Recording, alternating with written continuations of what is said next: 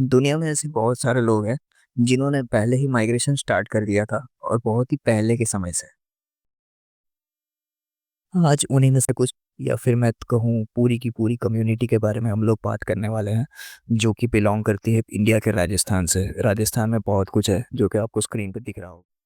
जैसे कि आप लोग जानते ही है, राजस्थान वो इंडिया का सबसे बड़ा स्टेट है और उसके साथ साथ बाद में उसने बहुत सारी लड़ाइयाँ भी देखी हुई है। इसीलिए उस वहाँ पर काफ़ी ज़्यादा हिस्टोरिकल प्लेसेस भी है जहाँ पर अक्सर लोग घूमने जाया करते हैं। जैसे कि बहुत सारे बड़े बड़े फोर्ट्स हैं, बहुत सी अच्छी अच्छी सिटीज़ हैं, उसके साथ साथ हवा महल करके एक जगह है। सो बहुत सी जगह है जहाँ पर लोग अक्सर जाया करते हैं, लेकिन आज हम लोग उसकी अनदेखी साइड के बारे में जानने की कोशिश करेंगे जहाँ पर एक कम्युनिटी है जो कि राजस्थान से बिलोंग करती है, लेकिन इस टाइम पे वो राजस्थान में नहीं है, वो बहुत समय पहले ही वहाँ से मूव हो चुके हैं कहीं और। सो किसी और देश में वो लोग अभी अपनी ज़िंदगी बिता रहे हैं।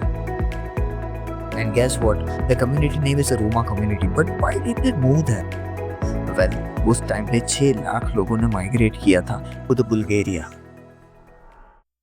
वैसे तो इंडिया ने अपनी हिस्ट्री में बहुत सा हार्ड सा टाइम देखा हुआ है जिसके अंदर हमने ब्रिटिशर्स से फाइट लिया, फिर हमने मुगल से फाइट लिया, लेकिन 14th सेंचुरी के अंदर एक ऐसा भी डिक्टेटर एग्जिस्ट करता था जिसने इंडिया की मेजरली 2 रीजन्स पे ऊपर फोकस करके बहुत ही ज़्यादा इन्वेड किया है, जिसके अंदर पंजाब का थोड़ा बहुत रीजन हो गया, फिर गुजरात का थोड़ा रीजन हो गया, लेकिन राजस्थान का बहुत ही बड़ा रीजन हो गया जिसके अंदर रोमा कम्युनिटी ऑलरेडी एग्जिस्ट करती थी। और उस टाइम पे उसने बहुत ही ज़्यादा इन्वेट किए थे जिसकी वजह से वहाँ के लोग और बेसिकली रोमा कम्युनिटी जो कि मेंटली और फिजिकली बहुत ही ज़्यादा डैमेज हो चुकी थी, तो उन लोगों ने वहाँ से मूव ऑन करने के बारे में सोचा और इसीलिए वो लोग वहाँ से मूव ऑन भी हुए। लेकिन इस इन्वेडर का नाम क्या है? वेल, उसका नाम है मोहम्मद गाजी, जो कि आज के टाइम के अफगानिस्तान का रूलर है। उसके अलावा मंगोल्स ने भी बहुत सा ट्राई किया था, लेकिन वो लोग सक्सेसफुल नहीं हो पाए थे जितना कि मोहम्मद गाजी हुआ था। वैसे हमने ये तो जान लिया कि रोमा कम्युनिटी के लोग वहाँ से मूव ऑन हुए, लेकिन वो लोग किस बेसिस पे हुए और किसके अंडर में हुए ये जानना ज़्यादा ज़रूरी है। उस टाइम पे ऑटोमन शासन चल रहा था यूरोप के अंदर, और उस टाइम पे वहाँ पर ये लोग मूव हुए हैं अपने टैलेंट की वजह से, जहाँ कुछ सिंगर्स से, कहीं पे ब्लैक स्मिथ से, और कुछ तो अपने तरीके के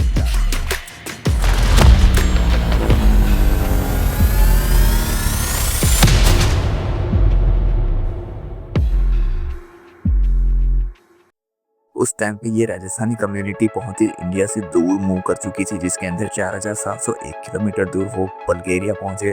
वहां से फिर रोमेनिया जो कि 359 किलोमीटर था, फिर 806 किलोमीटर दूर ग्रीस, और फिर अल्बेनिया जो कि 271 किलोमीटर दूर।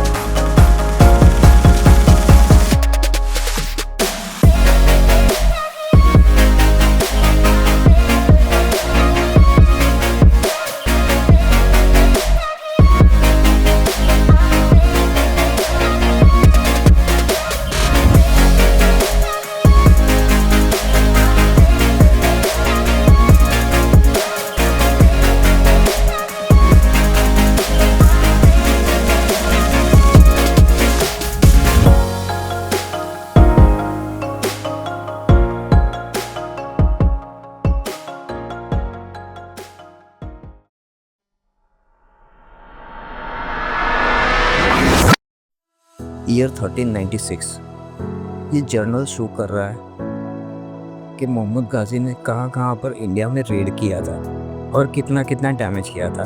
उसके अलावा ये पिक्चर जो सेकंड नंबर का है वो ये भी डिपिक्ट करता है कि उसका एरिया, मतलब कि एम्पायर, वो ईस्टर्न ईरान से लेकर नॉर्थ वेस्टर्न इंडियन रीजन तक था। इसी के साथ साथ उसने इंडिया पर 17 टाइम्स इन्वेजन किया था, जो कि नॉर्थ वेस्टर्न एरिया में ही था, और वो भी ओवर 3 डेकेड्स तक किया था। इस हिसाब से आप सोच सकते हो कि उसने कितने हद तक डिस्ट्रक्शन किया था और कहाँ तक उसने लूट किया था, क्योंकि उसका मेन पर्पस वहाँ पर लूट करना ही था, और लूट के साथ साथ वो इस्लाम को भी स्प्रेड करना चाहता था, तो इसीलिए वो बार बार यहाँ पर इन्वेड कर रहा था। सो चलो, ये तो हो गई पुरानी बात। अभी हम अपने मेन टॉपिक पे आते हैं, जो कि लोगों के मन में बहुत ही ज़्यादा मिसकंसेप्शन थे मैरिज मार्केट को लेकर। कि बुल्गारिया में रोमा लोग अपना मैरेज मार्केट चलाते हैं, लड़कियों को सेल करते हैं। But that is not the point, क्योंकि ये जो वो अपने रीति-रिवाज के हिसाब से, पुराने टाइम के हिसाब से जो दहेज प्रथा थी वही अप्लाई कर रहे थे। हालाँकि ये चीज़ गलत है और ये बात हम मानते भी हैं, लेकिन वहाँ पर जो चार्ट शो कर रहा है उसके अंदर 1990 से लेके 2025 तक के डेटा शो किए गए, जिसके अंदर 80% जब भी वो लोग अपनी उधर मैरिज मार्केट में लड़कियों को मतलब जो ये लोग मान रहे हैं, डिपिक्ट कर रहे हैं कि सेल कर रहे हैं, एक्चुअली वो सेल नहीं कर रहे थे। और यही चीज़ ये चार्ट में शो भी कर रही है कि 1990 में 80% लोगों को ये चीज़ समझ में नहीं आ रही थी। फिर उसमें थोड़ा-सा डिक्रीमेंट हुआ और फिर 50% लोगों को ऐसा समझ में आया कि ये चीज़ जो प्रथा है वो गलत है। फिर 35% हुआ और ईयर 2025 में ये जो चार्ट का नंबर है वो 25% तक हो गया। यानी कि 75% तक लोगों को समझ में आ गया कि ये चीज़ गलत है। तो ऐसे बहुत सारे रीज़न्स हैं, फैक्टर्स हैं कि जिनकी वजह से हमें रोमा मैरिज मार्केट में इतना ज़्यादा ड्रॉप डाउन देखने को मिला। वेल, इस टाइम पे लोगों के एजुकेशन और मॉडर्नाइज़ेशन में बढ़ावा हुआ है, अर्बन माइग्रेशन बहुत ज़्यादा हो चुका है और उसके बाद सोशल डेवलपमेंट हुआ। गवर्नमेंट और ईयू पॉलिसीज़ भी ये दहेज प्रथा को सपोर्ट नहीं करती थी और जिसकी वजह से लोगों में इतनी ज़्यादा जागरूकता आई और इतना ज़्यादा अपने को डिक्लाइन देखने को मिला। 2000 से लेके 2025 की साल तक 100 से लेके 25%। हालाँकि इन सब के अलावा और भी बहुत सारे मिथ्स थे रोमा कम्युनिटी के बारे में जो बुल्गारियन पीपल्स बोलते थे उस टाइम पे, कि वो लोग जहाँ पर भी रहते हैं वहाँ पर बहुत ही ज़्यादा पॉल्यूशन फैलाते हैं और उनके जो एरियाज़ है जो रहने लायक नहीं है। उसके अलावा उन लोग ठीक से अपना काम नहीं करते, लेकिन पॉलिटिकल जो पार्टीज़ हैं वो अपने वोट बैंक को सँभालने के लिए उनको रखे हुए हैं, क्योंकि उनकी जो माइग्रेशन थी वो 6 लाख थी उस टाइम पे और उसके अलावा बहुत सारे वहाँ से शैटर्ड भी हो गए, लेकिन फिर भी बहुत एक बड़ा और मेजर पार्ट था उनकी पॉलिटिकल हिस्ट्री का। उसके बाद बुल्गारिया है, वो यूरोपियन यूनियन के अंडर में आ गया।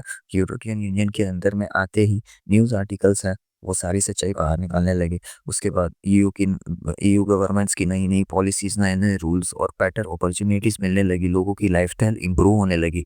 नए स्टार्टअप्स आने लगे, स्टॉक मार्केट और बिज़नेस में भी बहुत ही अच्छी अपॉर्च्युनिटीज़ मिलने लगी और उनमें भी रोमा कम्युनिटीज़ को शामिल किया गया। उसके बाद जो पॉलिटिकल इन्फ्लुएंस था, जो कोर्ट्स के लिए सिर्फ़ उनको इस्तेमाल किया जा रहा था, वो सब चीज़ों को के अंदर कमी आने लगी। उनको अच्छा एजुकेशन मिलने लगा, अच्छी तरीके से सोशलाइज़ेशन हुआ।